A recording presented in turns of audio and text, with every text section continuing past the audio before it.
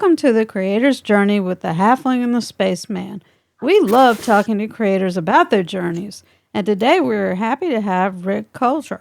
He's written several short stories for various anthologies, and his debut book is scheduled for release in April of 2026. Welcome, Rick. Hi, folks. Well, it's great to have you with us, Rick. And we apologize for all the technical issues that we're having. It's coming to you with the power of radio. Right. As they say, I've got a face built for radio. Well, Spaceman used to actually be a radio DJ, so he's hearkening back to his college days. I better watch out or I'll start counting down. Hot hits. Hot hits. Hot hits. Well, Rick, thanks so much for joining us, and we really appreciate you taking the time and giving us the opportunity to overcome these technical issues. So let's go ahead and get the ball rolling. Tell us a little bit about yourself, and how and when did you decide to start writing? Well, I am a fairly new grandfather. I've got 2 new grandchildren. I'm married to an awesome woman who supports what I'm doing. And in fact, she likes to kick me out of the house to go to conventions. So, all right, if you really twist my arm, I guess I'll go. But I've always been a storyteller. The earliest I can remember was when I wrote in 5th grade Attack of the Slime Molds. It was my magnum opus, 1 page, front and back. My kids found it in the attic about 20 years ago, and they laminated it and gave it to me for Father's Day. Oh, wow.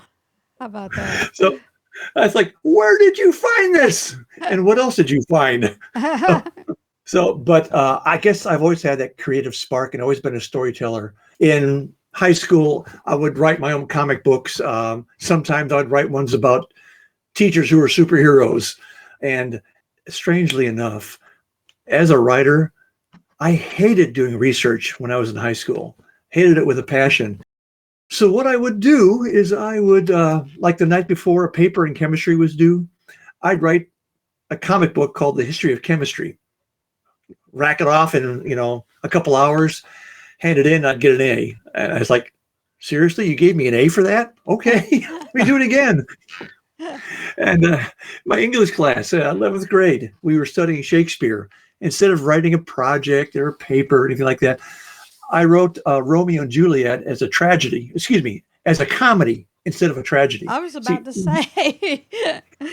Well, maybe it was a tragedy, but Juliet had this huge nose and Romeo was nearsighted. So, they just kind of met up and had a lot of fun. And actually, I was kind of proud of that. I would hear people in the class reading it and start chuckling in the middle of class. I'd look over, oh, that's my stuff they're reading. Oh, okay, I guess it was funny. And the teacher gave me not 1 A, but 2 A's, which I've never heard of, but that's okay, I'll take it. But like I said, I've always been a storyteller. When I took up guitar in college, I was part of Hot Shot Scott and the Backseat Boogie Boys. And nobody's heard of that bar band, but that's okay. I was always writing songs. I wasn't just playing somebody's other stuff. I was always coming up with a song. And of course, at that time, and, being in my late teens, early 20s, I was always doing it, for a girl. But, that's what we do. When I was in Florida for about 6 months working, I took up photography and satisfied myself with, I'm not that interested in it, but I did it. The big one was in college, was playing Dungeons and Dragons. And every dungeon master is a storyteller. I would switch off even after college. There's a writer by the name of William Mark Simmons. He's written several books published by Bain. Mm-hmm. And by Bain, yeah. He and I would switch off being dungeon masters, and it was a lot of fun. And at one point, after he published his first book, he said, you ought to do some writing. I said, well, I could write about my D&D stuff. So I wrote a D&D book, and it was horrible, derivative, terrible. I have it under lock and key with a stick of dynamite in case anybody ever opens it. It is bad. But, our first books always are. You learn by doing it. And I guess Lit Prog or whatever they call it now is a thing now. I might dig it out someday. Probably not. I'll probably have it burned when I'm buried. But anyways, I've always been a storyteller. So I guess I started to seriously take it seriously probably about 3 years ago. Mm-hmm. That was at the start of the Writer Dojo podcast, which inspired me to sit down and write. Very cool. Very cool. Rick, we like to talk to people about their fan loves. What Oh, were yeah. your earliest fan loves? Were you into like cartoons or sci-fi or fantasy books or all of it? A lot of it. Everybody, when they're a kid, watches cartoons on Saturday morning. Well, everybody with a TV. But my earliest one that I liked was Space Cat. Read that over and over again. Space Cat. Space Cat visits Venus. Space Cat meets Mars. Space Cat and the Kittens. I just couldn't get enough of it. And when I was about 10, we took a trip down to Fort Knox. I was from Detroit at the time, and we drove down to see my brother at Fort Knox. And my mom gave me a couple of books. I was sitting in the back seat. She gave me these yellow hardbacks, or I guess they call them hard cases. Mm-hmm. And Tom Swift Jr., not senior, but junior, these yellow hardbacks, Tom Swift and the Triphibian Atomicar. It's like, oh my God. And about 5 hours later, she said, "Are you okay back there?" And you hadn't said anything. I hadn't been a pest. I hadn't been, I was just buried in the book, and I loved it. And now I have all 30. I think there's only 30, all 30 of them, and they're sitting on my bookshelf. And yes, Marvel, DC, late 60s, early 70s. I bought everything Marvel and DC produced. My Marvels I sold off when I moved into my current house. I had to downsize. But I still have all of my Superman comic books, and my collection goes back to about 1957. Wow. It's a really tattered, beat up thing. It's not worth much, probably $5, but it's mine, and I just love the collection. I'm looking forward someday to transferring it to my grandchildren. Yeah. Wow. Anyway, so I will say this: I come from Detroit, but when I was in junior high, we moved out to the suburbs in a little town called Northville, Michigan. Don't worry about it. I'm an ex-Michigander, and this little town on Main Street every summer would have a rummage sale. And I would go with a grocery bag, and I would hit every site, every booth, and pick up all these science fiction paperbacks. The Ace doubles, front and back novels, the first DAW paperbacks. I'd have a grocery bag full of 10 cents each, 5 cents each, and I'd be reading for maybe a month and a half. That was great. I was in heaven. I really, really, really missed those double novels. Oh, yeah. Those things were awesome. When you were a kid and, in school, grade school or, middle school or junior high, whatever they called it back when you were that age, did the other students look at you kind of funny, or did they think that you were a weird kid, or were they pretty, pretty much just went along with it, or how did the other students around you, interact with you?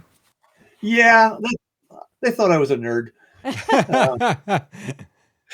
It's like I collected nicknames, like I was White Sox and Cut Bud. I don't know if I'm allowed to say that or not, but anyways, because of my name Cutler, not because of anything I did. But yeah, I was the odd duck, but I didn't really care. My mother, God bless her, God rest her soul. I'd be reading a book in the living room, and she kicked me out of the house saying, "Don't come back till you made a friend," because she was just worried about me reading all the time. But I said, okay. I'd go wander around for a couple hours and come back. Make any friends? No. That's okay. She loved me. She was trying to do good by me, but yeah, I was one of the weird ones. Yeah. Well, did that get any easier as you got into like high school? Yes, oddly enough, as a matter of fact, I wasn't going to tell anybody this, but I used to go to church camps. Sometimes they were like family camps. Sometimes they were for like junior high, senior high. And I met a guy by the name of Froggy. He was an excellent guitarist and a drummer, but he and I just hit it off, and he gave me a nickname, and never mind what it is. But It's nothing, not a bad name. In fact, it became rather famous with multiple iterations. But we all got together and we kind of formed our own little group. Our dorm that we lived in is for the 1 week of junior high camp. We named ourselves the Ultra Spastic Chocolate Elastic Covered Extension Cords. And we all hung together. And, I didn't care about my high school. These were my people. We hung out, we acted weird, and we stuck out at night, and we did all kinds of things that I'd probably castigate my own kids for doing. I totally get that, Rick, because I was fortunate enough to find my people when I was in high school, and we formed a group and we called ourselves Entropy. We were the ones that played D&D during lunch, or and we kind of did our own version of the Society for Creative Anachronism, or SCA. Yeah, it's like the SCA without discipline. They would just beat each other with sticks. I mean, we'd run around in the woods and with the fake swords and knives and all that, and so we were kind of the weird kids, but we had each other, so that was the good thing. Maybe you have to be weird to write. I don't know. It's quite possible. Of course, you have to be weird to do a podcast too. Well, you're one up on me. All right. I resemble that remark. Yeah, you do. You do. Anyway. Following on to what Janet was asking, do you get a lot of support from your family today for your writing? Oh yeah. I do. My wife will brag on me. We'll go to like a family gathering on her side of the family, and hey, did you hear? Rick's got some news. And it's like, oh, okay, yeah, I sold a book. Oh, he's got something else. He's in this new other. What is it? Glitz Grim. Oh yeah, that's it. And my stepdaughter would say, well, what's it all about? And I spent, I don't know, 20 minutes telling her the story over lunch one time. So, yeah, I get a lot of support. Well, okay, and that ties into the other thing that we like to ask folks about. How does your fandom, the things that you love, how does that drive your writing? Well, there are a couple things drive it. If you're familiar with Keith Laumer and the Retief, I don't even know if I'm saying that right, series, he's a galactic diplomat, which with tongue-in-cheek, Harry Harrison with the Stainless Steel Rat, they had all these short stories they bundled together and resold as books. Well, there was a professor locally, passed on now, but his name was James Gunn. Not the James Gunn from Hollywood, but a different one. Anyways, he would tell his students and tell the panels when he was talking. He published several books, but he followed his own advice. Sell it twice. So he would write a short story, he'd sell it, he'd sell another one, bundle them together, sell as a novel. And in fact, he followed it one step further. His series on the Immortals was made into a TV show in the late 60s, early 70s. So he sold it 3 times. So, and that's a consummation devoutly to be wished. Sounds like the Harlan Ellison school of doing things. Yeah, you've got that. And I hadn't thought about that, but you're right. So I did the same thing. I was very, very fortunate that Brennan Hankins on either, I think it's on the Writer Dojo or Monster Hunter International, or both, he mentioned that there's an open call for somebody called the Raconteur Press, and they wanted some space cowboy stories. So I said, oh, well, maybe I can do that. And the story that I was actually shopping a novel around, The Wild Colonial Boy, and we can talk about that in a minute if you like, but one of the characters in it had a grandfather. She had authority issues. It had a grandfather during an interplanetary war, got thrown into a work camp, and they broke both his legs. And that's why he limps, and that's why the whole family doesn't like people with authority. I said, well, wait a minute. That'd be about 100 years, 150 years ago. I won't use him, but I'll use his brother. And so I wrote a space cowboy story about her uncle, her great uncle. And they bought it. I kind of like fell out of my chair when I got the acceptance letter. So I went ahead and they published it. And I thought, oh, they got more. They said they got so many stories, they got to publish another one. So I kind of scratched my head and said, would you like another one? And they were kind of like in the middle of figuring this all out. They said, well, yeah, maybe go ahead if you want to send it. I sent them another one, and they bought that one. It's like, oh my gosh. And then all of a sudden, like 6 stories popped out of my head. I mean, I was writing them down on a 3x5 card as fast as I could. And they kept on publishing anthologies, and I kept on sending in stories. And I don't know, they just liked them. They kept on publishing them. So I said, you know what? I dropped everything else and just kept on writing that. And it's not like I'm writing for money, but you got to make sense. You got to be sensible. You got to chase the money. If you got something that's selling, keep selling it. So that's what I did. So in the vein of Laumer and Ellison and Harry Harrison, I followed their lead. My fandom led me to them, and I followed their lead of writing short stories, bundling them together, because I'll bet you're going to ask me about the book, but I'll take the lead now. What I did is, with these 6 stories, I wrote 7 more, wrote interconnecting scenes between each story, so it becomes one long novel. And that's what's being published by Raconteur Press. I haven't mentioned Raconteur Press yet. They're publishing it in April. God bless the fix-up. Oh, yeah. Now, another book that influenced me when I was a teenager, I won't mention, as you said, I wasn't going to mention the author or the book, but at the very end, the author kills the hero. It's like, wait a minute. You didn't have to do that. I mean, I wasn't up to throwing books across the room yet, but like, no, it has pushed me in the opposite direction. I did not enjoy that at all. And I shouldn't say this out loud, but you can usually count on at least one hero surviving to the end of my books, my stories. So if there's a hero. Yeah, one of the things that Spaceman and I have remarked on at various times, because we've watched a lot of Japanese animation, and they're not afraid to kill off a character, a character, main character in a plot. They're not afraid to do it. We've seen. The first time it happened, we were a little shocked. It kind of took us aback. They were like, "Wait a minute, what just happened here?" But that's just their their style. They have a different sort of, I guess, perspective or whatever you want to call it. So yeah, and it took a little getting used to when we started watching anime, and that started popping up. Not every anime does that, of course, but enough to where it's kind of like, we're trying to overcome our biases, that you don't do that. I still don't prefer that. I still prefer the heroes. I like my heroes to be heroic, and I like them to win. Right. Yes, and I like the guy who overcomes the odds. Yes. Yes.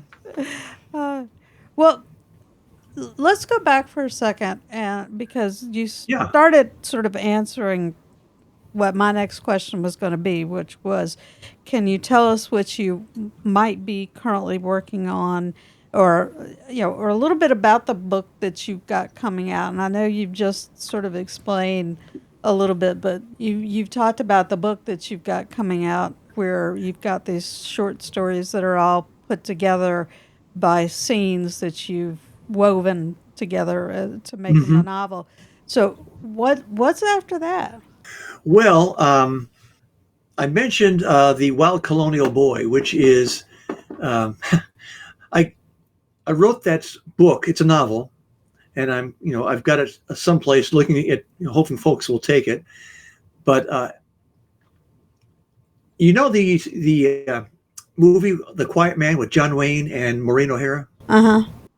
Okay. There's a scene where John Wayne is stumbling through the dark with his future father-in-law singing The Wild Colonial Boy. And it's like, oh, I can write a story about that. And I had an image in my head of some kid in a fur cape, landing on a civilized planet, and he's the wild colonial boy. He's not from a civilized place. Well, it didn't turn out like that. But he turned into a naval officer who's squared away instead. But he's still the wild colonial boy. And that novel is finished. It's under consideration, Okay. but I'm working on the sequel to that, which is Shipwrecked on Paradise. Um, the Wild Colonial Boy is a science fiction murder mystery. Shipwrecked on Paradise, the same character, his ship is attacked, crash lands on this planet that's been cut off from old Earth for 800, 900 years. And he's got to learn the language. He's got to keep undercover. And he's got to try and find out who attacked his ship and how can he do that from a tropical planet that used to be a resort. So a lot of Polynesian influence, and I stole bits and pieces from Maori and Hawaiian and other Polynesian cultures, and hopefully I've done them right and done right by them. Okay. So that's what I'm working on, about a third of the way through that. Okay. Well, good. Good. Sounds promising. Well, Thank you. Rick, one of the things we like to do is we like to help other writers who are just getting started along. So in that vein, can you talk to us a little bit about your writing process and how you go from conception to completion? Sure. First of all, everybody remember, I'm just a wee little fishy in a very big pond. So this is just how it works for me. And I'm not one of those people who write one book and suddenly I'm trying to tell people how to write. That's, if it works for you, great. My writing process starts with an image, with a song lyric, like I've mentioned, an idea, a scene, even a closing sentence. I have a short story in the Glitched Grim by some folks you might have heard of them, Raconteur Press. I think we've heard of them. We have. We've Okay. actually met a few. Anyway. So I just barely got 2 pages into the story. It's called The Hunger. It's my twisted take on Snow White and the Seven Dwarfs. And I had the last sentence, the closing line, and I wrote towards that line the whole time. And apparently I've had a couple of people mention that, man, what a twist. And that's like, yes, I did it. But the process itself, I'm kind of a dinosaur. I'm a Rickosaurus. I start and I finish, I start everything longhand on legal pads. So I give kudos and credit to people who can stand behind or sit behind a computer and type the story in. It boggles my mind. But for me, writing by longhand slows me down. That ideas will pop up while I'm writing, and I'll jot a note in the margin, which you can do in a computer, I know, but I keep on going. I know a couple of nights ago, I had 4 legal pads surrounding me, and a 5th one I was doing my final edit on not final, but my next edit, pulling ideas from this one, looking at that one, and I could see them all at the same time. So for that works for me. And it also works for me because I wrote a fantasy, another one that needs to be thoroughly redone, another one I cut my teeth on. But I wrote 300 pages of that in Subway because I'd eat there once a week. And I'd have my notebook with me. I'd have my notepad and my pencils, and I'd eat my sandwich and I'd write for a couple hours. So for me, the advantage is that I can take my notebook anywhere. I don't need power. I don't need to worry about leaving it someplace and somebody stealing, the book, like if it was a laptop. And it just works for me. And that process, I'll write, and then I'll take the pad of paper, start another legal pad, and start writing the story over again, going back and forth. And I'll keep on doing that over and over and over again, each time, in my opinion, getting a little bit better, putting a couple more ideas in, making some connections I didn't make earlier. And when I finally come to the point where I can't do anything else to it, it's like I got the gut feeling that it's cooked. Mm-hmm. Then I'll take it to the computer, type it all in, and then I start the process all over again. I'll print it out, edit, put it back in the computer, edit, computer, until I get that same gut feeling it's done. Yeah. And then I send it off. Now, a good friend of mine, Jesse A. Barrett, he writes for Raconteur Press. I don't know if you heard of them or not. But anyway, he said to me one time that the best proofreading is hitting the send button. Maybe it's not original with Jesse, but it's so true. So many times I send a story and I'll go, oh, I wish too late. It's gone. Time to work on the next story. Sometimes you just got to accept the fact that you could have done one better, but it's gone. Work on the next one. Mm-hmm. Yeah. I guess it's kind of brings us to another relevant question, which is how did you develop your writing skills? Did you take any writing classes? Are you part of any writers groups? Anything like that? I did not take any writing classes.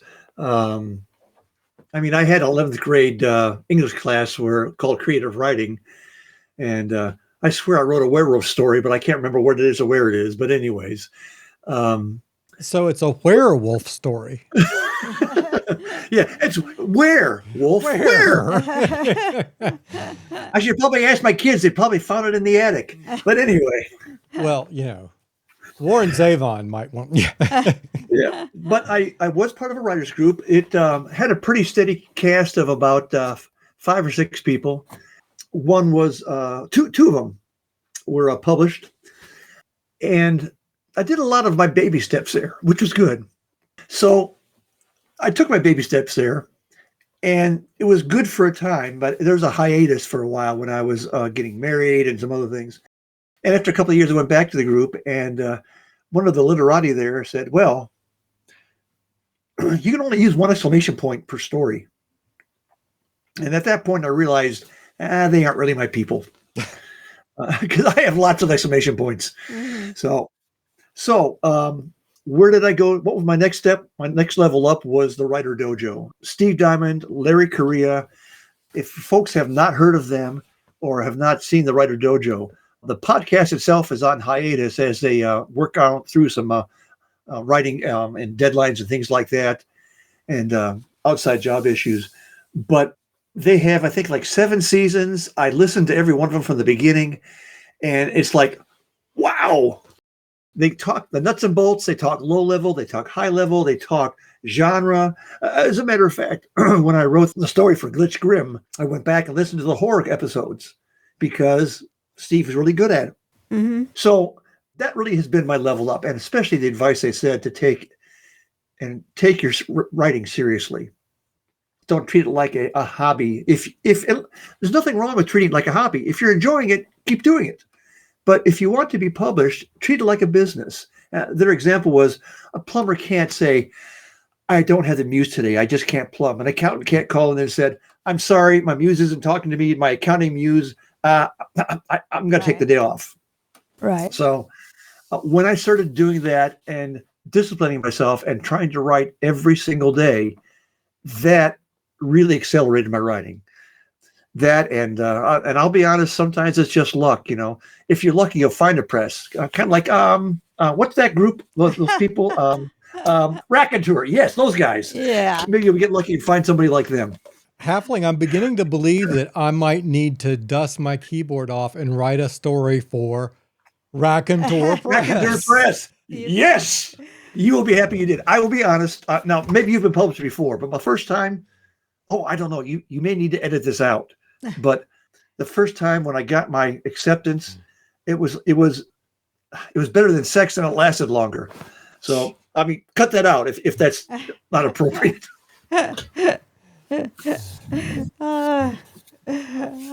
Okay. On that note. On that note. Rick, yes. where can people find out more about you and your work? I'm glad you asked. That is the most important question. Okay. First of all, I have a website, rickcutler.com. And I've got a list of all my published works on there. You can also find me on Amazon. Amazon, you just go Rick Cutler, Space Cowboys, you'll find me. And I've got a Facebook page, Rick Cutler, author. And if you look up Raconteur Press, you'll also find me there. Okay. Yeah, the thing about Raconteur Press and the Space Cowboys, people do call me Maurice, so maybe I'd fit right in. Oh, Lord. There you go. Okay. Well, thank you for sticking that in there because I would have hated to have left that out. That's very important. It is very, very important. Absolutely. We want all our peeps to succeed. Everybody buy Rick Cutler's books. I just want to say thank you, folks. Again, like I said, I'm a wee little fish in a very big pond. Thank you for the interest and interviewing me, putting up with my choked up voice. I was so enamored of myself, I kept on choking, and we're all good. Well, we want to thank you for taking the time to join us, and thank you for your patience as we work through the many, many technical issues that this whole episode encountered before we even really truthfully got started. So, but It's been fun. it has been great to talk to you and hear about your particular creative journey. And we also want to thank our audience for joining us today. And we hope you've been entertained and inspired by today's guest, Rick Cutler. And this is the Spaceman for the Halfling and the Spaceman podcast. Signing out.